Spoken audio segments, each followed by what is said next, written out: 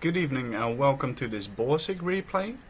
I'm platooned up with Bot U in the IS-3 and Botelis in his Borsig as well. Both are from Hef, my clan. And we're moving on to the left flank because, as we'll see slightly later on, all the tier 8 heavies, or well, AMX 100 heavy, and the rest will go to the center, so that basically leaves us tier 8s to go to the left and defend that flank. It's actually quite a nice split up in this setup. Borsig is, I haven't played it in a long while actually, and I picked it up when these guys wanted to platoon again, and I really don't know why I ever stopped playing it, because it's a great machine. I'm currently running it with both coated optics and binoculars, so when driving I've got a 440 meter view range, and when stationary a 500 one, and that gives me the opportunity to spot targets as soon as possible, because this thing hasn't got any armor, so the earlier you see the enemy the better you're off, especially since the camo nerf when firing. So yeah. But in this replay it's going to be pretty much exclusively brawling with this thing. I've got another replay coming up, and that one will be more in the traditional role of a sniping vehicle, but you'll see that later.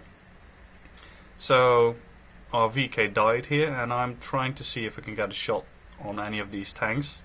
Unfortunately the Jagd Panther just spotted me when he moved there, and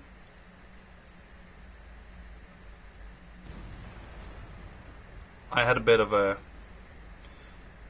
what do you call it, not a brain fart but a hand fart, I guess. My aim just slipped off, so not a really good start. And this guy is not stupid, he keeps moving, so that is actually good. I was to a certain point I was actually impressed by these super Pershings. They did a really good job. They didn't really let us shoot them easily.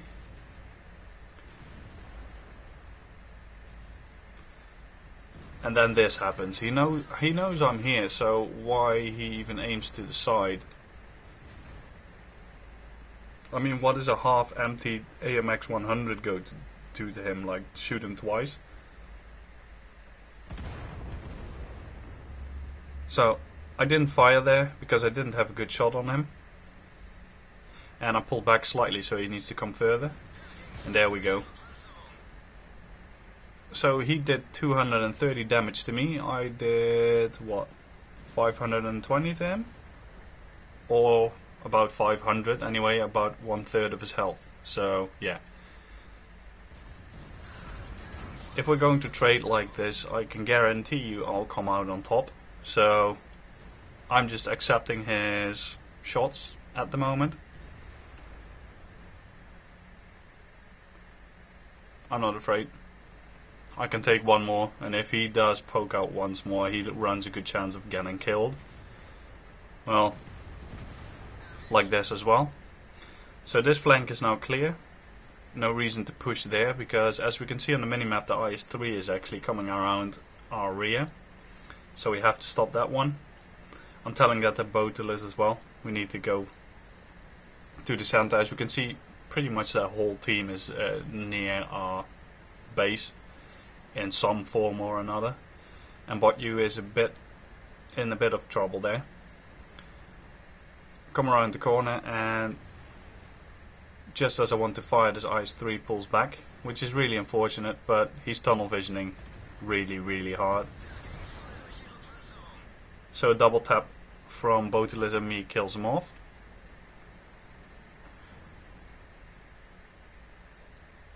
And this is where this view range comes in really handy. As you can see, he's on the edge of my view range. Now, I mean, as soon or as long as he's in my render range, I can see him if someone else spots him. But it's always nice to be able to detect enemies early, and now we get spotted. So, unfortunate tracking hit on the KV-4.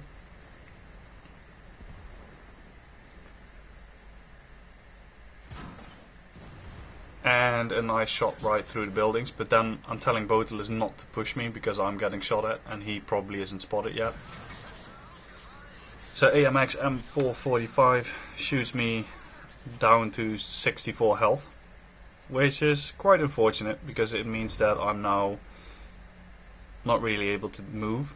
And as well, he killed my loader and commander, so I had to repair either. And I chose to repair the loader, but as a result my spotting range is drastically reduced, as you can see.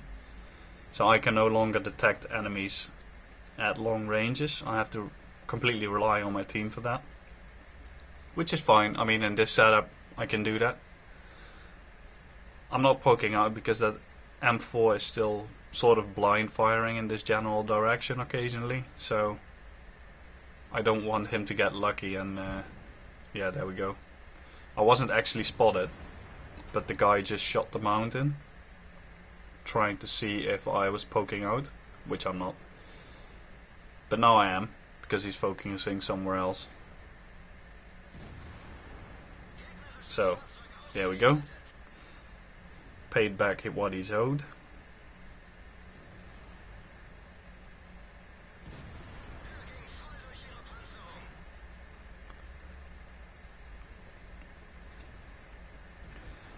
And giving him a little taunt in the chat as well.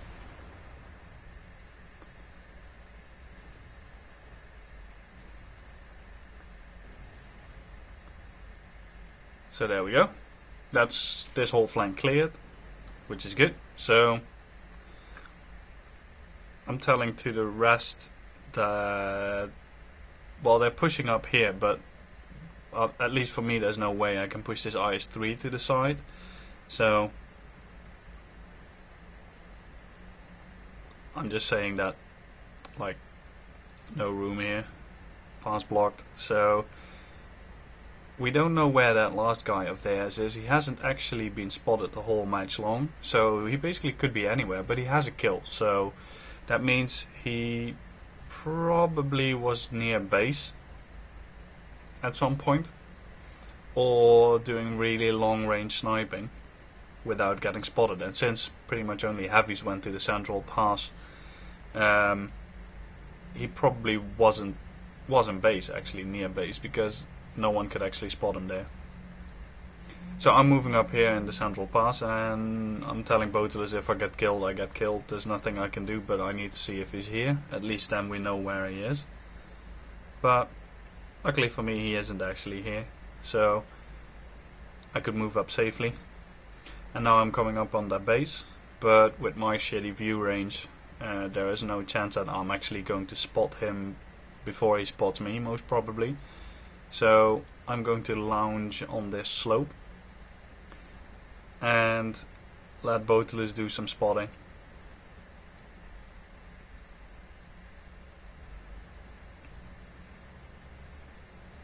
And the enemy team is making fun of the VK driver as well, so that pretty much means that he's a fairly Joe average player.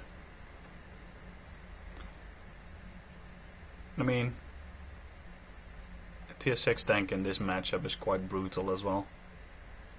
Especially if he has the, what's it called, the 88 L56 without premium ammo. And it looks like he isn't in base actually.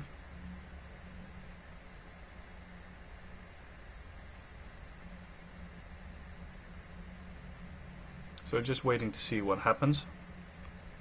In a moment I'll ask the Lowe to actually go cap. Because, yeah, because the thing is the Lowe can actually draw attention to him. Like, because he has to come back if we're capping. Because that means he'll lose whatever he does. And luckily the Lowe obliges, so that's actually a good thing. You don't see that too often.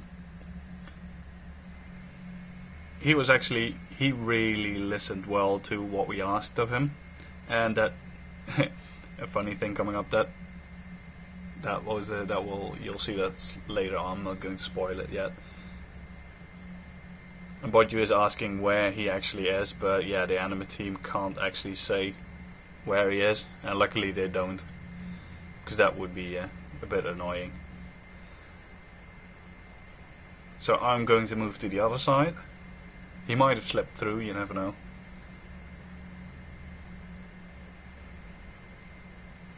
I'm going to see if he's somewhere in the middle, and there we go. He's capping. So he actually managed to sneak all the way through our vision net, so to speak. And yeah, good for him actually. And I'm asking the Lowe to leave the cap now.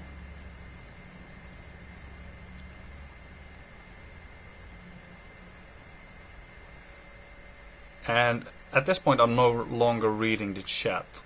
I'm just focusing if I can spot him, because with my broken commander I have a I don't have the spotting range to spot him all the way from up there. If I didn't have a broken commander I could have. And I'm being really careful here because I don't want to get killed.